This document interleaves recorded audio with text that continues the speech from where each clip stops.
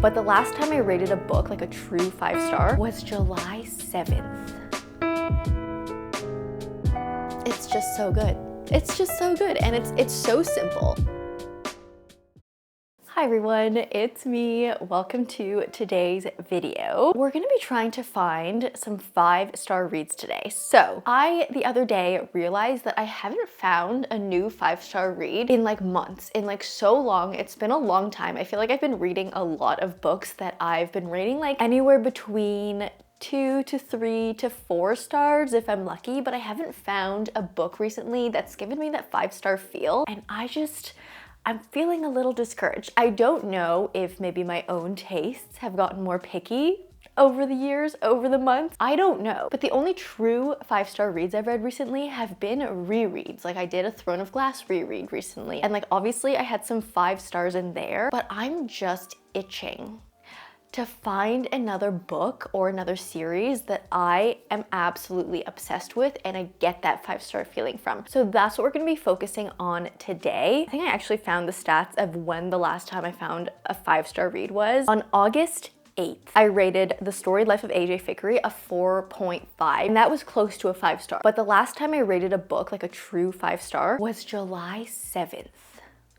And that was for As Long as the Lemon Trees Grow. Absolutely beautiful book, but like why have I not read a 5-star book, like a new 5-star book, since July 7th? Like since the middle of summer. It is now fall. Like we have gone through an entire season without encountering a new 5-star read, and that's just, it's getting a bit ridiculous. So we're gonna focus and we're gonna only choose books to read this week where I think I have a high chance of rating that book a 5-star. I have a full TBR cart, so I think it's possible that out of this TBR cart, I think there's like over 60 books on here right now. I think I should be able to find a couple of 5-star reads. And the first book we're gonna read, which I think I'm crossing my fingers is gonna be a 5-star, is actually up here. We're starting this video with a 600-page book. Hold on, let me check how many pages this is. 630 pages. We're gonna start with The Will of the Many by James Islington. I have such high hopes for this book. It's a little bit of a wild card because I've never read this author before, but just from the reviews I've been seeing pouring in, I have not seen anyone say a single bad thing about this book. I also have friends in my like interpersonal circle that have read this book and absolutely love it. Actually, one of my friends who is like the pickiest reader ever, like she loves reading, but she will never give a 5-star rating to a book, and she will not become like obsessed with a book like ever. And she absolutely was obsessed with this, gave it a 5 stars. So this book has so much potential, and if it's not a 5-star for me, I'm gonna be so disappointed. But this is a fantasy. I think it's set in this sort of like a magical academy. We have like a young fugitive student, I think that's her main character, who goes to the school and starts like uncovering like layers of secrets within the society, within the school. I don't know too much more about it, and I kind of want to go into it not knowing too much about it. So The Will of the Many, I'm absolutely, like, I'm praying for this to be a 5-star, because if it's not, I'm gonna be so upset. Also, let's check what the Goodreads rating is right now, because the last time I checked, it was just like stupid high, and it's still stupid high. It's 4.62, and it's got 58,415 ratings. So like, that's not the most ratings ever, but it's quite a bit, and it's still rated a 4.62, which is absolutely insane. I'm gonna start reading it. I have such high hopes.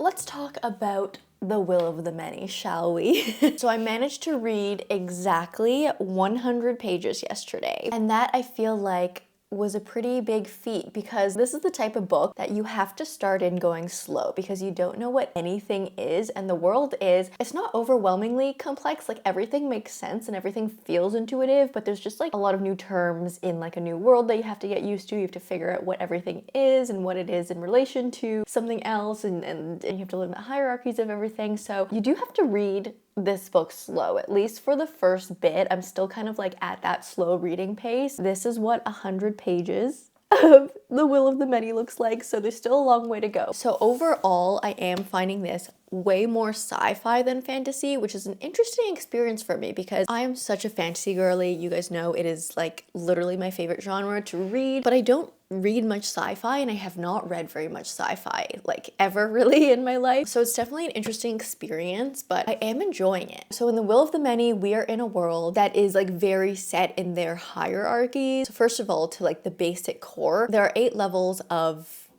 being a citizen, I guess you could say. And the way I see these 8 levels is very much like an MLM structure where people have an upline and people have a downline. And I think it was like around chapter 6 where I made that connection, and I was like, this just sounds like a sci-fi MLM. So our 8th tier of people is the lowest tier, and it's called Octavus. You don't get will from anyone else. So will is this thing that in this world, it seems to be some sort of a life force thing, because if you give your will, you also tend to have a shorter lifespan. So you give your will to people above you, and then the people above you use that will as sort of a power, a strength. They can use it to also like imbue objects also, so it's kind of like a magic source. And specifically, they give their will to the Septimus, which is the next stage up. And the Septimus at all times have 8 Octavus giving them their will, and then you go up another level to their upline to the Sextus, and the Sextus always have 7 Septimus giving them their will, and it keeps going up and up and up. So it's very MLM in that way, and also because of the will, the power levels and stuff, the Septimus are pretty much worth 8 Octavus because they have 8 Octavus like feeding their will to them at all times. So if you look at a Sextus who is getting their will from 7 Septimus, the Septimus each have the power of 8 Octavus. That means 7 times 8 is 56. So Sextus is worth like 56 of an Octavus power. There's like math involved. It's a really cool world. I'm really enjoying like learning about it. It is a lot of information to take in, but as I said, like it doesn't feel overwhelming because everything is introduced sort of in context to the story. It doesn't feel like a huge info dump. It's just like everything that is introduced has a reason for why it's introduced in that context. So that's the world. And our main character at the beginning of the book is an orphan. He's 17 years old, and he's just like, he's super low ranking. He lives at an orphanage. He works at a prison, and then he also participates in these like gladiator style fighting rings to like make a little bit of extra cash. One day a higher ranking person comes to the prison, visits him, and then gets really intrigued at how powerful he is, and then takes him to join this really elite academy for higher ranking kids with an ulterior motive to make him spy on certain kind of like sus people who are working at the academy. It's really cool so far. I'm not at the point where I'm like obsessed with this book yet. It's not like Roman Empire yet, but I'm only 100 pages in, and so far I'm just like really getting into the world at this point. I am liking it. I think the pacing is really perfect. I think it's gonna be really interesting to see how that pace like continues throughout the book, because again, it's so long, and I don't think I've ever read a book that's this long that didn't have parts that were like, okay, it's kind of slowing down, it's kind of like lulling a little bit. So I think I'm really intrigued to see like how the pace of that like goes on through the rest of the book. But yeah, I'm liking it so far. Am I loving it? I don't know yet. I think we just have to continue reading and see how it goes.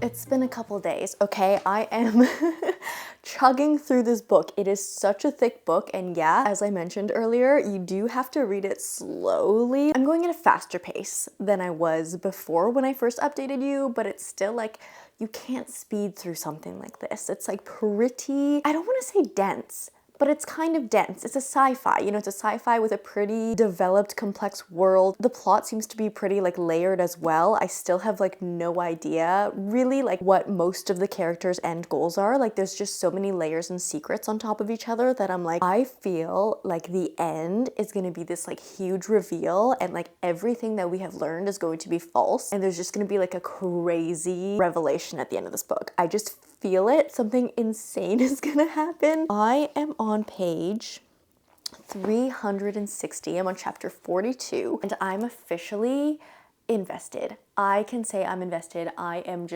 so into it. I understand the world. There's still things where like I will be reading this book and I'll be like, yeah, give it to me, give me more. I get it, I'm into it. And then I'll close the book and immediately I'll be like, oh, what was that term? What was that word again? Like, what was that called? No idea. Or like character names, I'll be like, what was that person's name? No idea. But then I read the name in the book and I'm like, yeah, that person.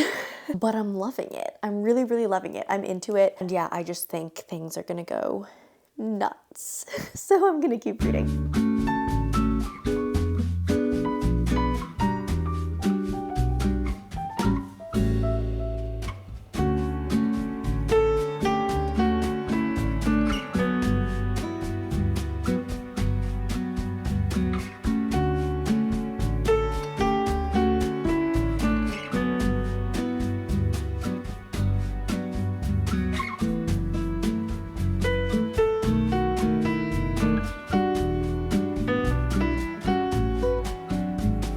Literally. What? I just finished this book and my brain feels like it is about to explode. I don't know what just happened.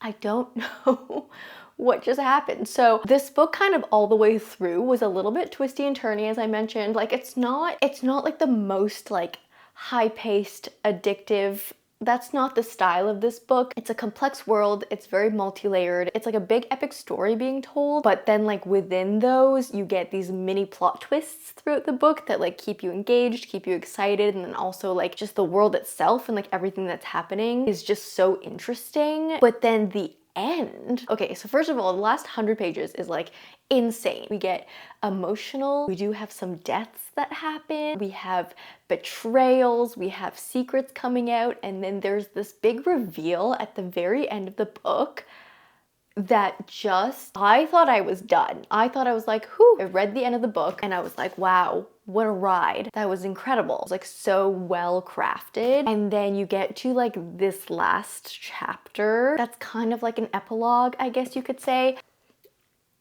And that just broke me.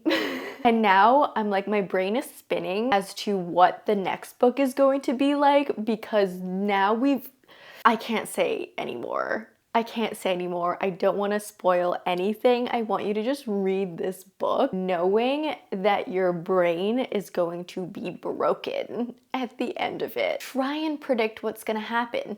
You won't. And if you do, you deserve to go to the academy that this book takes place in. But like maybe not this one, because this one's a little bit dangerous to go to. A lot of people are comparing this book, this writing style, to Brandon Sanderson. I actually, after reading the entire like first Mistborn trilogy and then Trust of the Emerald Sea by Brando Sando, think this is way better. So well crafted.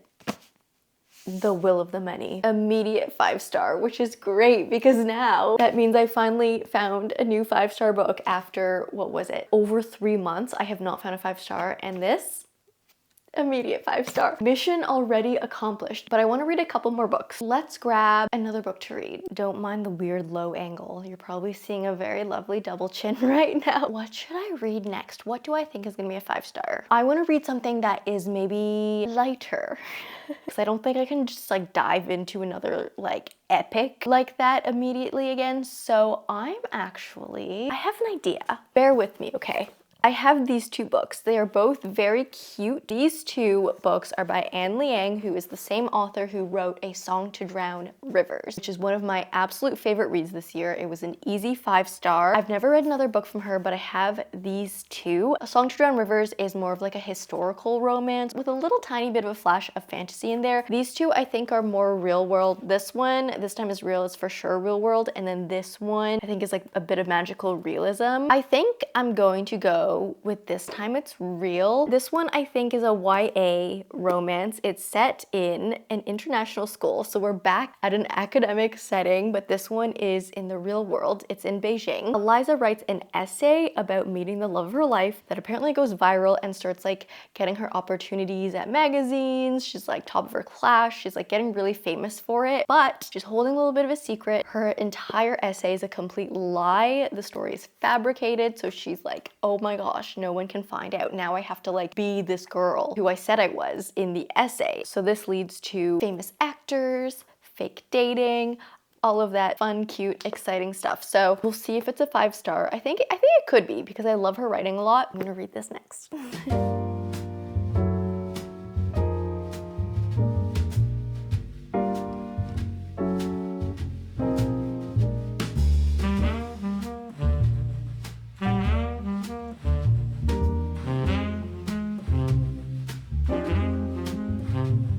Okay, don't mind me, I just showered, but I had to update you because I just finished this book. And yes, I'm completely aware that I didn't give you a single update while I was reading this book because I was just so immersed in it. I absolutely devoured it. It's also like, it's not very long. It's like just over 300 pages. It's very easy and quick to read. So I just blasted through it and I'm giving it a 5-star. I'm giving it a 5-star. I love Anne Liang's writing so much, and yeah, I was a little bit doubtful on whether or not I could give something like this a 5-star, especially after reading something that's like so much more drastically different, a lot more complex of a story. I didn't know how I would like feel jumping into like something more simple and predictable like this, but you guys, like I am telling you, if you love Emily Henry, try Anne Liang. I was just trying to like gather my thoughts together after finishing this, and I feel like Anne Liang is the Emily Henry for like a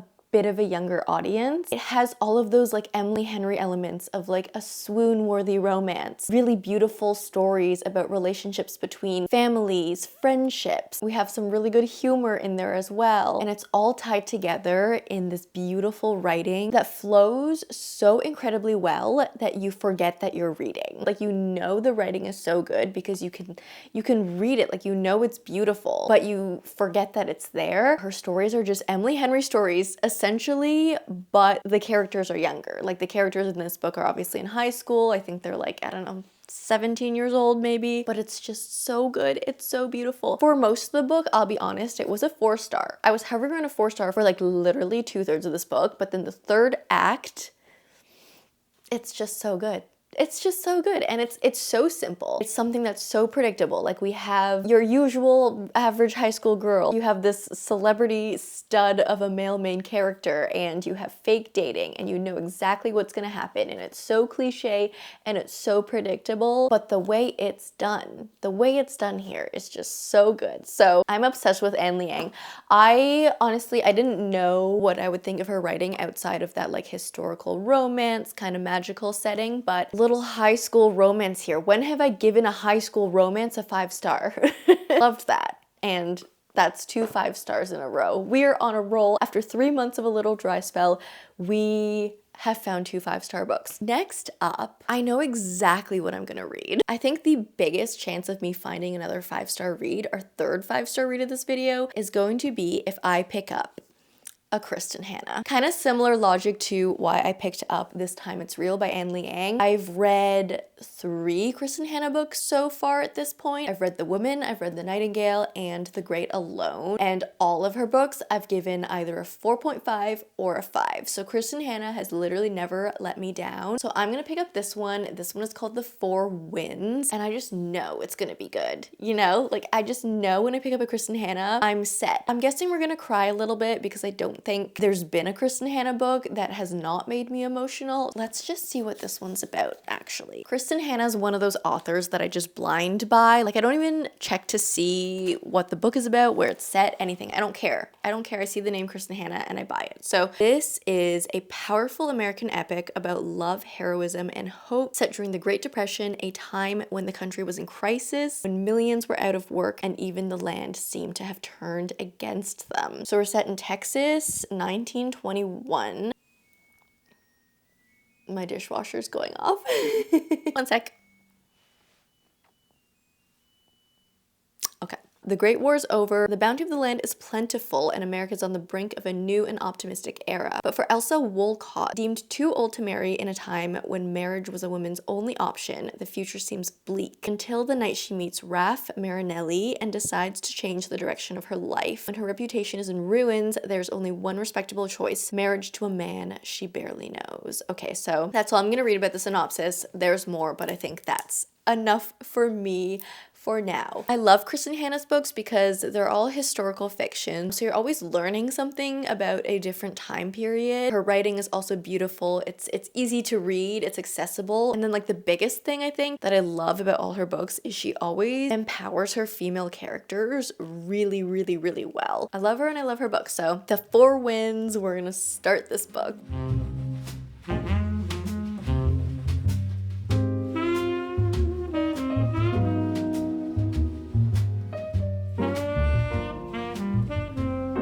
One of my favorite things about Kristin Hannah writing, this is why her books are so good, is that she truly transports you to that time period. Like sometimes I feel like when you're reading historical fiction, it's like hard to relate to the characters because like you did not live in that time period, you did not live in that country or region. And so sometimes, yeah, it's just like hard truly connecting to the characters, but instantly I always feel like I'm transported to the time and place where Kristin Hannah books are set. Like I have never lived in Texas. I've never even been to Texas, and I definitely was not alive in 1921, but right off the bat, immediately, I feel like I'm there. And I think that is a talent because you can tell a story all you like, you can describe things, you can say what things are like, but to make people feel and truly understand all the feeling behind the words is something else entirely. So I'm really liking this so far. I read like 50 pages of this yesterday, so I've just nibbled. I've just had a taste of this book, but I'm loving it already. I already feel like so much like for the main character. I already feel so connected to her. I already feel all of her pain. It's only just begun, so we'll continue.